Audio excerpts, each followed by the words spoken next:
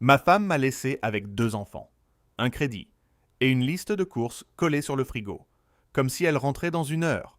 Sauf qu'au lieu de rentrer, elle a disparu.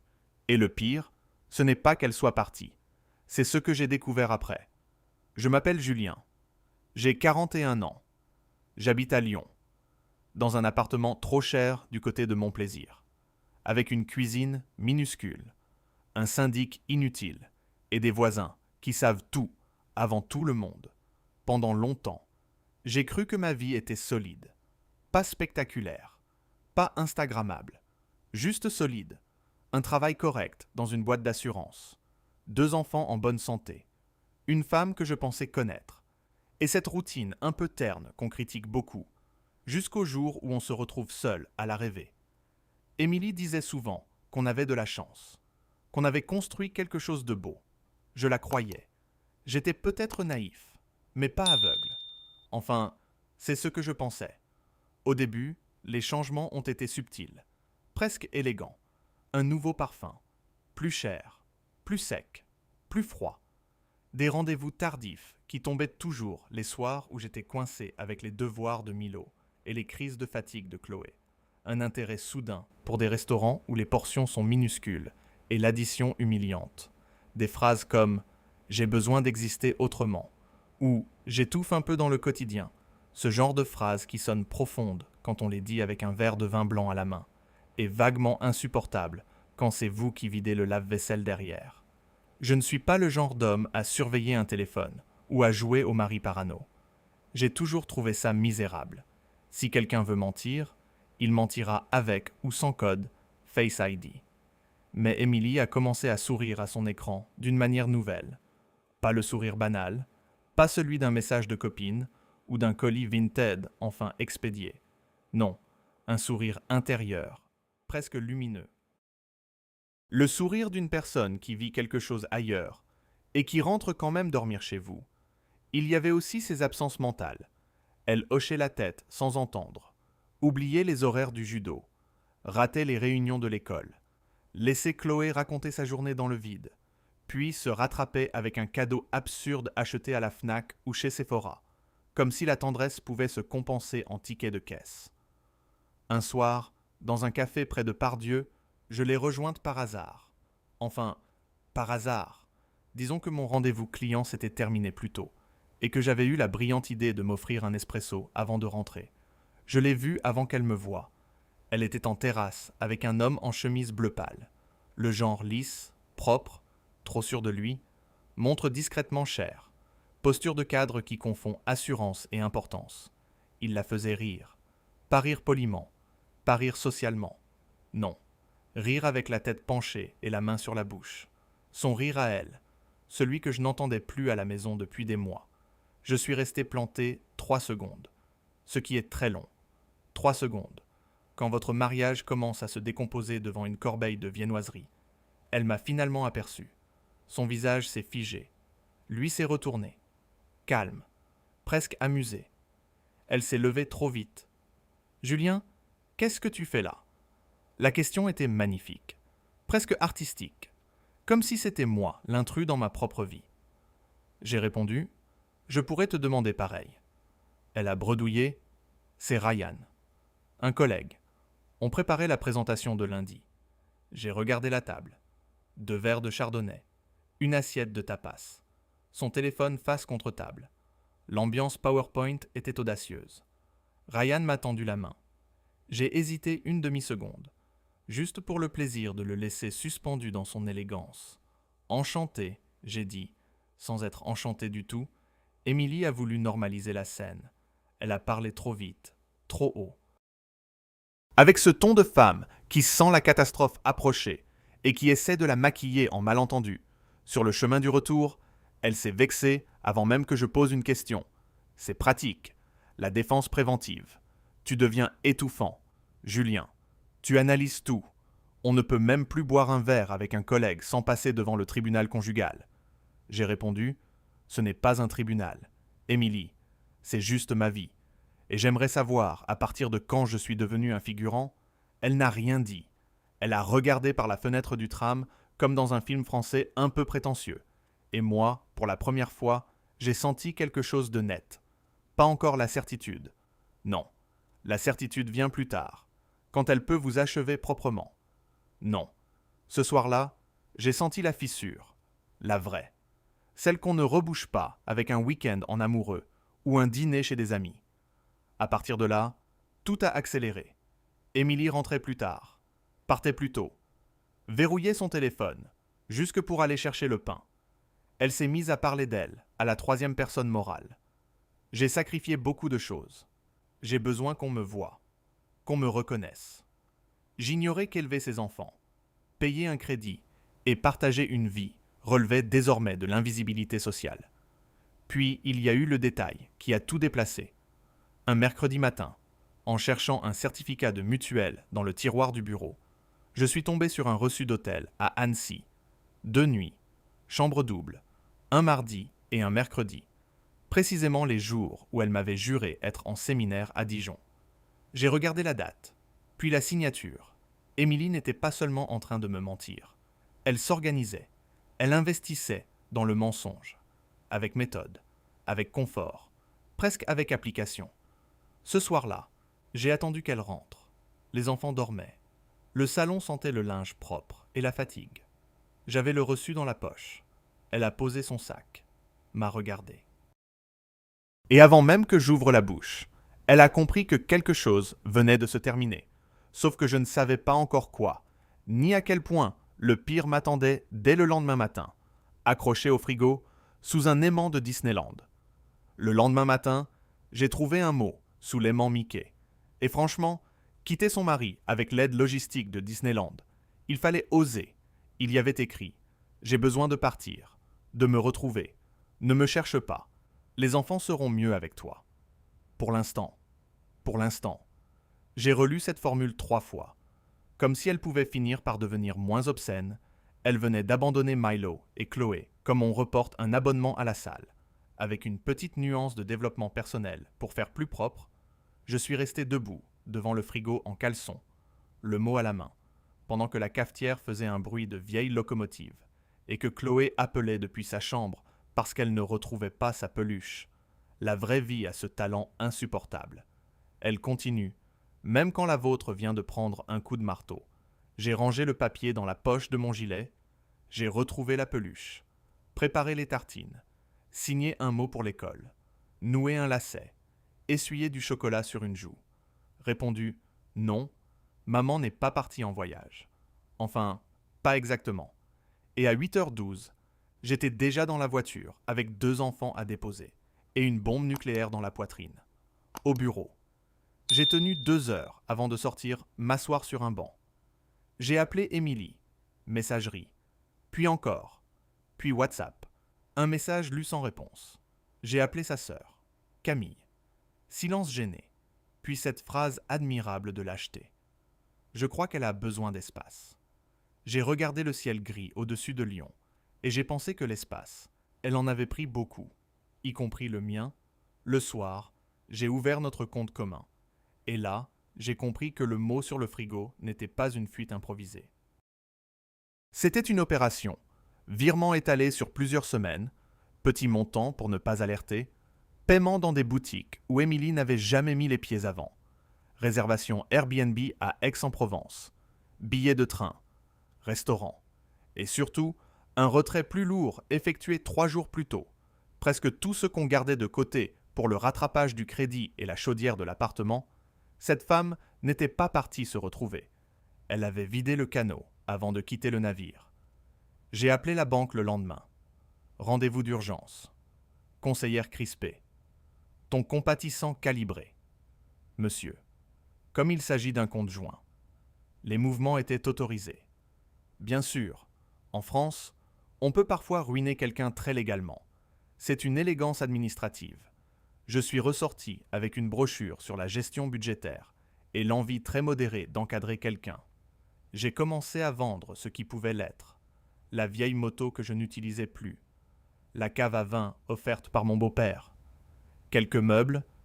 J'ai renégocié l'assurance, suspendu les vacances, appelé la CAF, refait mes calculs sur un coin de table, Le genre de moment où vous découvrez que la dignité coûte cher et qu'elle n'est jamais remboursée par la mutuelle. Pendant ce temps, Émilie existait quelque part hors cadre, sans un appel pour les enfants, sans un mot, sauf un virement minuscule après 15 jours, accompagné d'un message sec, pour aider un peu. Aider un peu. C'était charmant. Comme jeter une pièce au type que vous venez de pousser dans l'escalier. Milo, qui avait 9 ans, ne disait presque rien. Il observait. Il encaissait en silence. Et cette retenue me brisait plus que des larmes. Chloé, elle, demandait tous les soirs quand maman rentrait. J'ai appris à mentir avec douceur. Bientôt. Peut-être. On verra. Des phrases souples, sans promesse. Le mensonge parental. Celui qui sert juste à empêcher la nuit de devenir trop lourde. 3 semaines après son départ.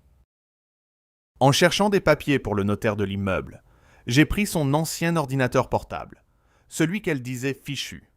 En réalité, il n'était pas fichu, juste déconnecté de sa vie neuve. Il s'est allumé après 2 essais, sans mot de passe, ou peut-être que j'étais encore le mot de passe.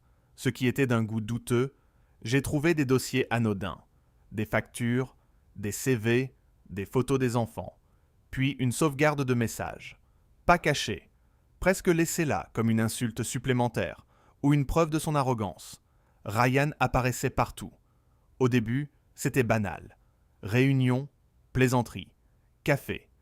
Puis très vite, une intimité gluante s'était installée. Elle lui racontait mes horaires, mes habitudes, mes faiblesses, mon dos coincé, mes angoisses pour l'argent, mes efforts pour les enfants. Elle transformait notre vie en matériau de séduction. J'ai lu « Il ne comprend pas la femme que je suis devenue ».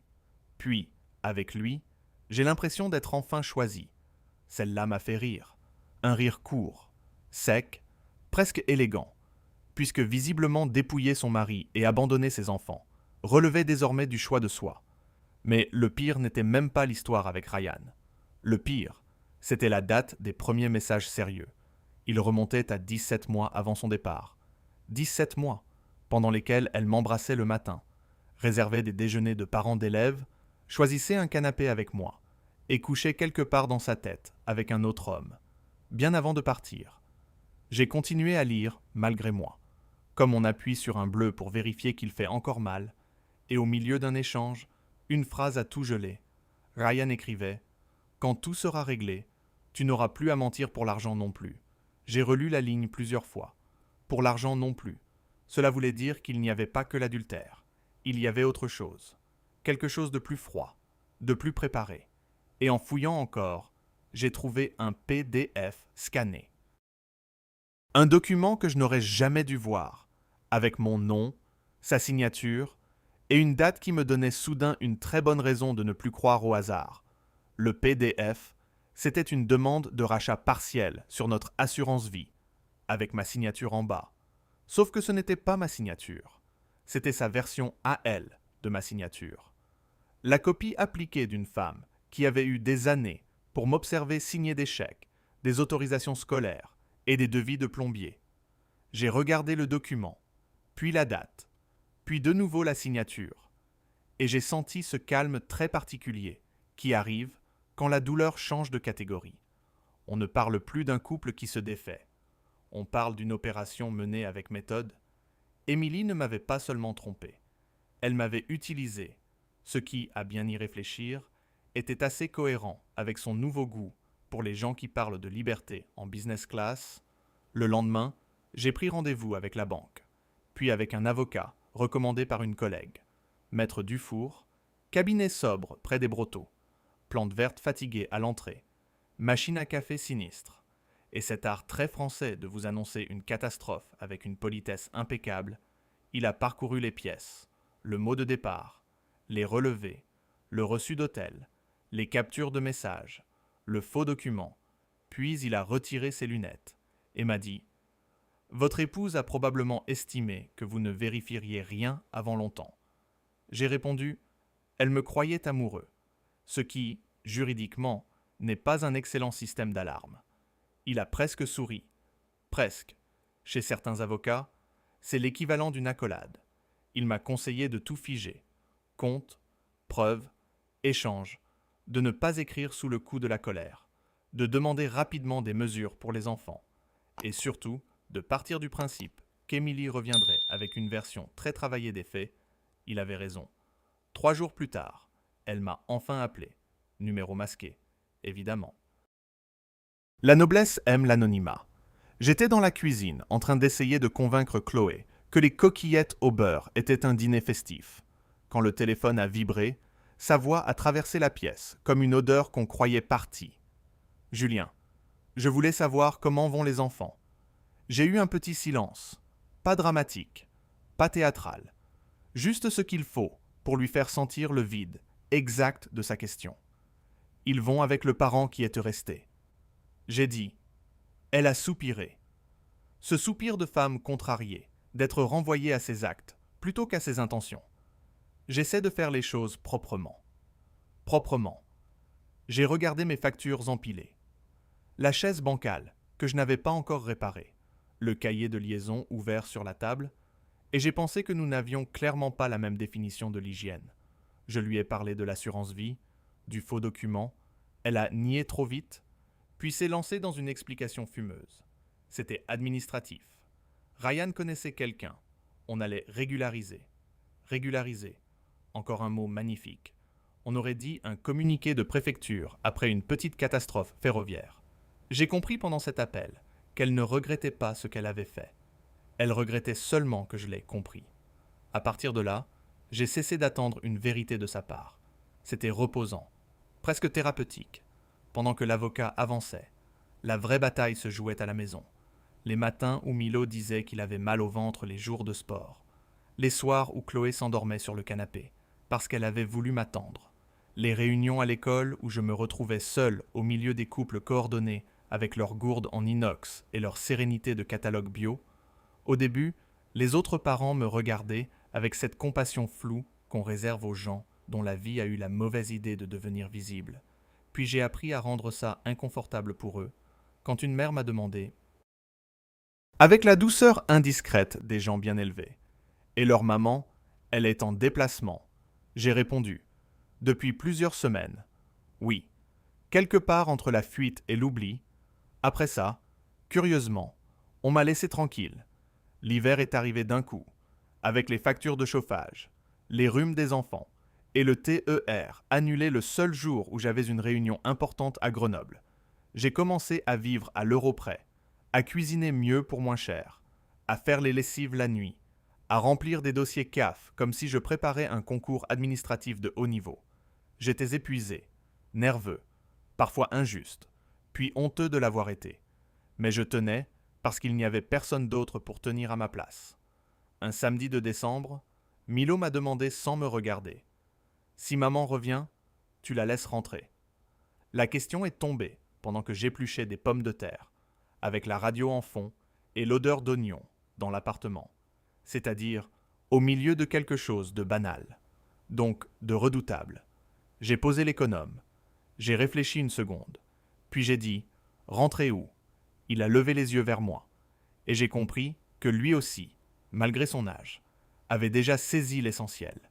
Une maison, ce n'est pas une porte, c'est la confiance de ceux qui vivent dedans. Il a hoché la tête sans rien dire. Ce soir-là, après leur coucher, j'ai reçu un mail de l'avocat d'Émilie. Oui, madame avait désormais un avocat. La reconstruction de soi passe souvent par du papier à en-tête. Le message parlait d'une séparation devenue inévitable, de tensions anciennes, de climat émotionnel compliqué, et suggérait que le départ d'Émilie s'inscrivait dans un contexte de fragilité conjugale. Partager. Partager. J'ai relu le mot avec une admiration sincère pour la langue juridique. C'est la seule capable de transformer un abandon organisé en météo un peu capricieuse. Puis j'ai ouvert la pièce jointe. Et là, entre deux phrases soigneusement blanchies, j'ai vu le détail qu'il n'avait pas anticipé. Une adresse provisoire à Aix, au nom d'Émilie, et juste en dessous, le même nom de famille que Ryan. Voir leurs deux noms accolés sur la même adresse, ça n'a pas provoqué de scène intérieure spectaculaire, pas de verre brisé, pas de grand monologue face à la fenêtre, juste un calme très net, le genre de calme qu'on atteint quand le mensonge finit par se fatiguer avant vous. Émilie n'était plus une femme perdue, ni une mère confuse, ni une épouse en crise. Elle était installée, organisée, presque domestiquée dans sa nouvelle vie, avec Ryan à Aix, pendant que moi je comparais les tarifs d'électricité et les promos sur les yaourts. J'ai transféré le document à Maître Dufour, qui m'a répondu à 8h12 le lendemain. Ce détail seul suffisait à me redonner foi en certaines professions. « Nous tenons quelque chose », avait-il écrit. Et pour la première fois depuis des mois, j'ai eu la sensation modeste, mais précieuse, de ne plus être seulement celui qui subissait. La suite a été moins romanesque que méthodique. Audience, pièces, délais, attestations, échanges aussi glacés qu'une salle d'attente de radiologie, Émilie demandait un droit de visite progressif, formulé avec une prudence presque touchante, comme si elle proposait de reprendre un abonnement interrompu. Les enfants, eux, n'étaient pas un dossier. Milo s'était refermé, avec une élégance d'adulte miniature qui m'inquiétait plus que des colères. Chloé dessinait sa mère sans visage, juste une silhouette avec des cheveux jaunes et un sac.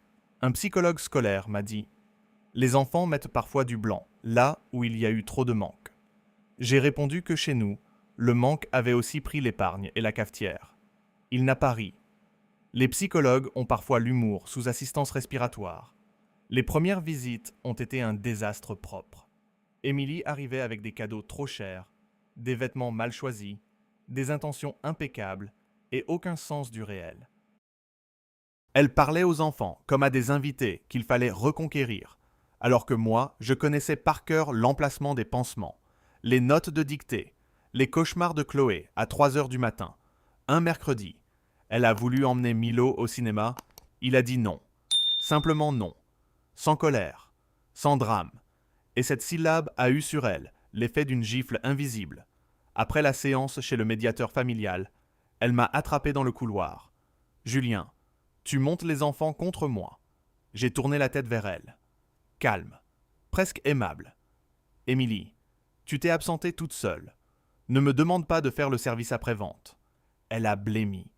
Puis elle a repris ce ton qu'elle réservait autrefois au dîner entre amis quand elle voulait paraître supérieure, sans avoir l'air méchante. « Tu es devenue dure. » J'ai répondu « Non. » Précis.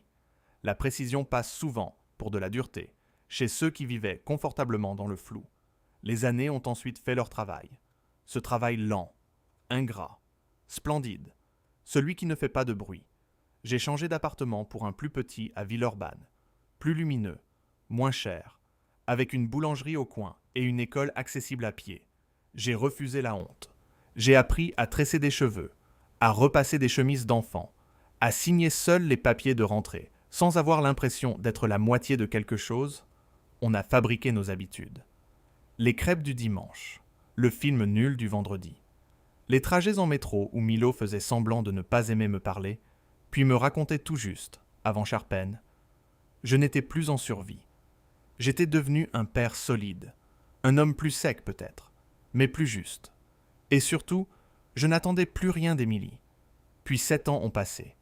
Et un soir de juin, à la fête de l'école de Chloé, entre les gobelets de sirop tiède, les nappes en papier et les parents épuisés, je l'ai vue, immobile, près du portail, parfaitement habillée, un peu trop.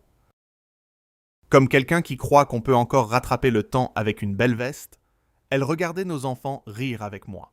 Et dans son visage, pour la première fois, il n'y avait ni défense, ni arrogance, juste cette réalisation brutale qu'on n'est plus attendu nulle part. Elle a croisé mon regard, a esquissé un pas, puis s'est arrêtée. Et j'ai compris qu'elle venait enfin de mesurer la seule chose que je n'avais jamais pu lui expliquer. Nous n'étions pas une famille cassée. Nous étions devenus une famille sans elle. Et quelques jours plus tard, elle m'a envoyé un message. Sobre, presque humble. « Est-ce qu'on peut se voir ? J'aimerais te parler. » Seul. Cette fois, j'ai accepté. Pas pour rouvrir une porte, seulement pour entendre ce qu'on ose dire quand on n'a plus rien à négocier. On s'est retrouvés dans un café, près de la place Ambroise Courtois. Un endroit neutre. Des chaises en bois.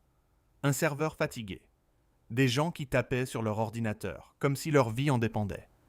Émilie était déjà là, sans mise en scène cette fois. Pas de grand manteau dramatique. Pas de parfum de femme inaccessible. Juste une fatigue visible. Et ce regard des gens qui ont enfin compris que le temps ne négocie jamais. Elle a dit « Merci d'être venu ». J'ai répondu « Ne complique pas la scène, je prends juste un café ». Elle a presque souri, presque. Puis elle s'est lancée. Ryan n'était plus là depuis longtemps. Leur histoire s'était terminée comme commencent beaucoup de trahisons. Dans la flatterie, puis dans l'usure, elle avait cru à une vie plus brillante, plus légère, plus admirée. Elle s'était retrouvée avec un homme qui aimait surtout l'idée de séduire une femme mariée. Pas la réalité d'une femme qui avait laissé derrière elle 2 enfants et un champ de ruines administratif. Elle m'a parlé de solitude, d'erreur, de honte, du fait qu'elle avait tout vu trop tard. Je l'ai laissée parler, calmement, sans la sauver de ses phrases. C'était nouveau pour elle, autrefois. Elle comptait sur mon décodage bienveillant. Cette fois, je ne traduisais plus rien. Puis elle a dit ce qu'elle était venue dire. Je voudrais revenir, pas forcément comme avant. Je sais que c'est impossible, mais retrouver une place, reconstruire quelque chose, être de nouveau une famille. J'ai regardé ma tasse, puis elle, et j'ai senti en moi une chose très rare. Pas de colère, pas même du mépris, juste une clarté tranquille. Émilie, je t'ai pardonné il y a longtemps. Sinon je serais resté attaché à toi d'une façon ou d'une autre. Et je n'ai plus envie de vivre attaché à ce qui m'a détruit. Elle a baissé les yeux. J'ai continué. Tu confonds peut-être pardon et retour.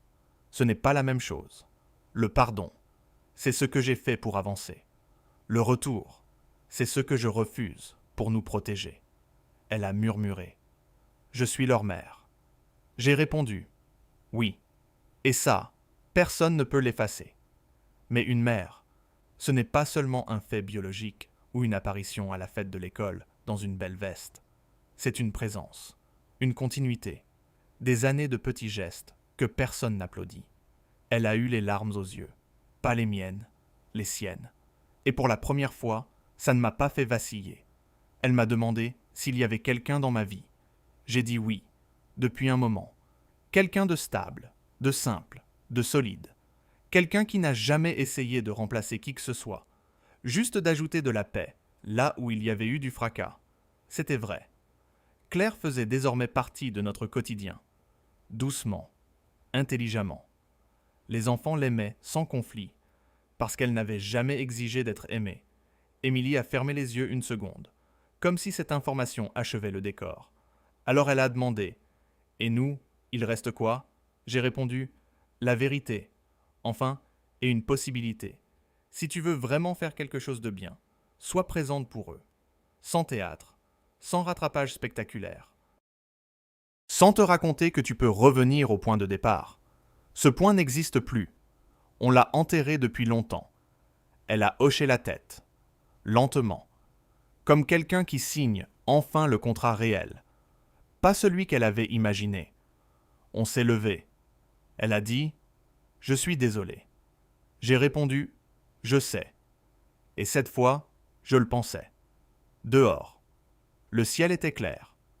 Des enfants sortaient de l'école voisine avec des cartables trop grands. Mon téléphone a vibré. Un message de Milo. Tu prends du pain en rentrant. Et un autre de Chloé. Pas la baguette aux graines, la vraie. J'ai rangé le portable. Émilie m'a regardé une dernière fois. Puis elle est partie à gauche, moi à droite. Il n'y a pas eu de musique intérieure. Pas de miracle. Pas de seconde chance, déguisée en sagesse. Juste une évidence nette. Certaines personnes reviennent, quand elles comprennent ce qu'elles ont perdu. Mais cela ne veut pas dire qu'elles retrouvent leur place. Moi, j'ai repris le chemin de la boulangerie, puis celui de chez nous. Et pour la première fois en pensant à elle, je n'ai rien ressenti d'autre qu'une paix impeccable.